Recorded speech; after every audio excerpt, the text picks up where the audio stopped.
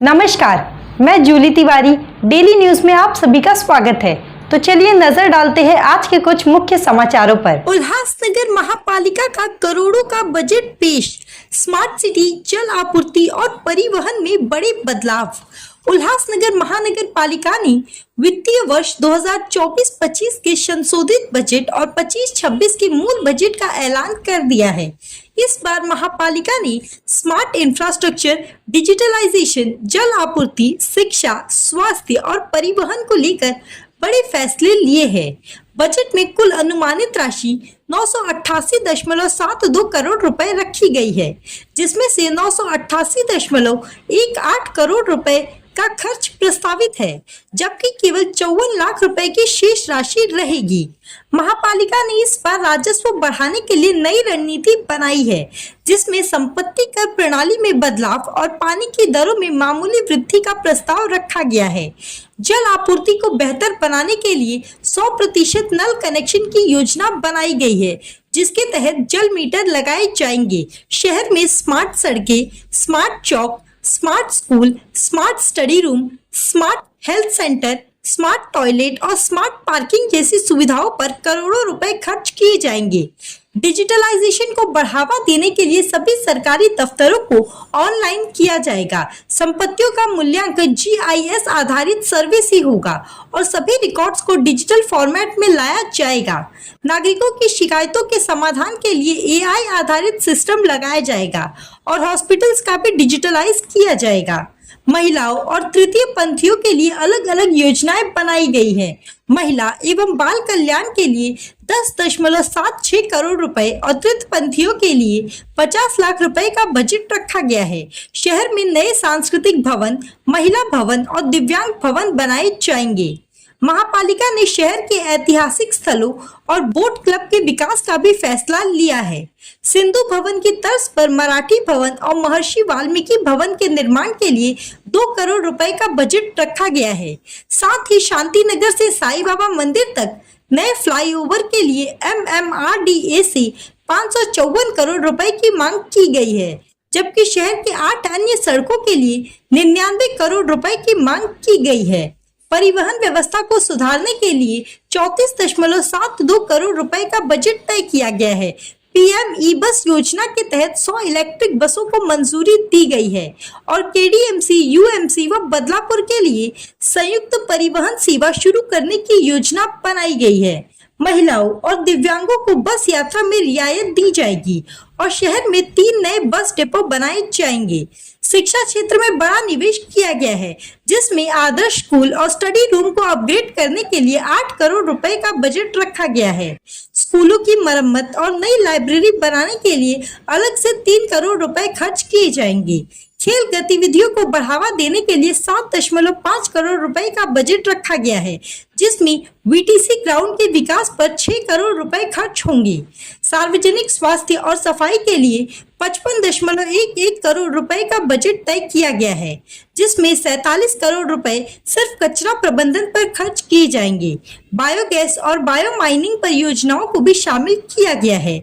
इस budget में अग्निशमन सेवाओं के लिए 3.5 करोड़ रुपए और जल आपूर्ति एवं सीवरेज परियोजनाओं के लिए 349.51 करोड़ रुपए का बजट प्रस्तावित किया गया है। शहर की जल समस्या के समाधान के लिए अमृत योजना के तहत जल पुनर्चक्रण संयंत्र और नए पानी के स्रोत विकसित किए जाएंगे।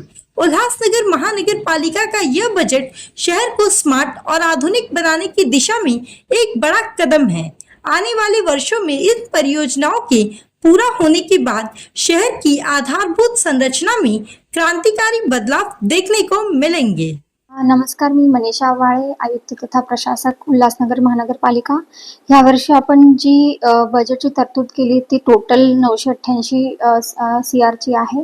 त्यामध्ये आपण वाढीव 1% वाढ केलेली आहे। त्याच्यामध्ये सगळ्यात महत्त्वाचं म्हणजे ह्या वर्षी जो आपण बजेट करण्याचा प्रयत्न केलाय तो ॲसेट क्रिएशन म्हणजेच एक स्मार्ट इन्फ्रास्ट्रक्चर जी शहराला गरज आहे त्या अनुषंगाने आपण केल्याचा प्रयत्न केलेला आहे।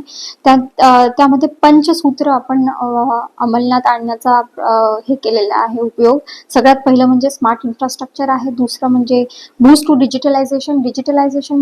मध्ये आपण सुसूत्रता किंवा ट्रान्सपरन्सी, अकाउंटेबिलिटी आणि योग्य वेळेत सिटिझन्सला त्या संधी मिळणं, त्या अपॉर्च्युनिटी मिळणं आणि त्या सर्व्हिसेस मिळणं हे त्यामागचा हेतू आहे. दुसरं महत्त्वाचं म्हणजे रेव्हेन्यू जनरेशन. आपला महानगरपालिकेचा करच नाही तर इतर स्रोतातून पण आपल्याला उत्पन्न निर्मिती व्हावी आणि आपल्या उत्पन्नामध्ये भर पडावी, हा त्याच्या मागचा उद्देश असणार आहे. एन्व्हायरमेंट सस्टेनेबिलिटीच्या मागे आपण पर्यावरणपूरक बजेट जे साधन करायचं होता तो उद्देश आहे. आणि सगळ्यात महत्त्वाचं म्हणजे जेंडर पॅरिटी. मग जेंडरमध्ये फक्त महिला आणि बाल विकासच नसणार आहे तर ट्रान्सजेंडर विषयी पण आम्ही काही तरतुदी करण्याचा प्रयत्न केलेला आहे.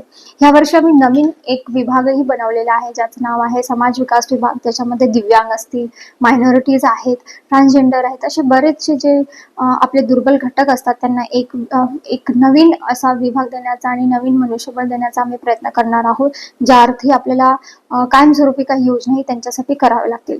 स्मार्ट इन्फ्रास्ट्रक्चरचं बोलायचं झालं तर ह्या वर्षी आपण जवळजवळ 30 कोटी ह्या सगळ्या ॲसेट क्रिएशनला आपण देतोय. त्याच्या मागे मग आपले रस्ते आहेत, जंक्शन्स आहेत, आपल्या शाळा आहेत, आपले आरोग्य केंद्र आहे, शौचालय आहे, स्मशानभूमी आहे. एक आपण नर्सरी ह्या वर्षी योजली आहे की तयार करण्याची, ज्या अर्थी आपल्याकडे जे शोभिवंत झाडं आहेत त्याच्यासाठी आपण जो जास्तचा शिल्लकचा खर्च करतो तो न व्हावा आणि आपली एक स्वतःची परिपूर्ण अशी नर्सरी स्थापन व्हावी. त्याच्यामध्ये आपण स्मार्ट दिव्यांग भवन बांधण्याचा एक संकल्प केलेला आहे. स्मार्ट पार्किंग जी की आता आपल्या 8 दिवसांनी सुरू पण होईल.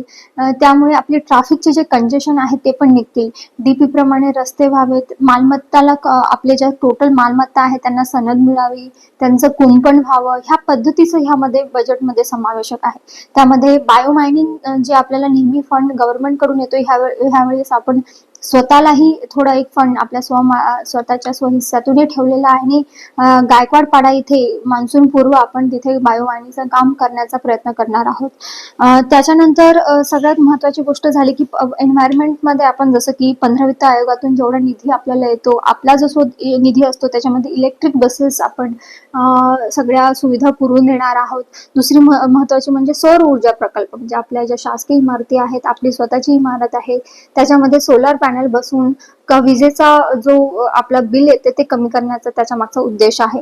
त्यानंतर LED बल्बचा वापर आहे, STP प्लांट कार्यक्षम करणे, अशा बऱ्याचशा गोष्टी आपण करण्याचा प्रयत्न इथे केलेला आहे.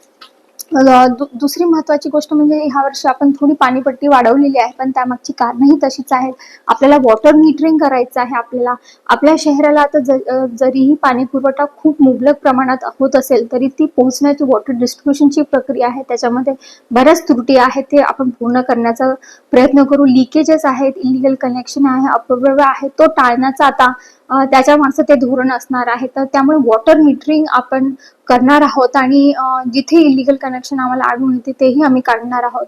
तर अशा पद्धतीने एक पूरक आणि सर्व समायोजक असा बजेट आम्ही देण्याचा इथे प्रयत्न केल्याने त्यामागे तुम्हाला पुढच्या 5-6 महिन्यात जरूरच तुम्हाला त्याचे रिझल्ट दिसतील असं मी सगळ्यांना आश्वासन देते.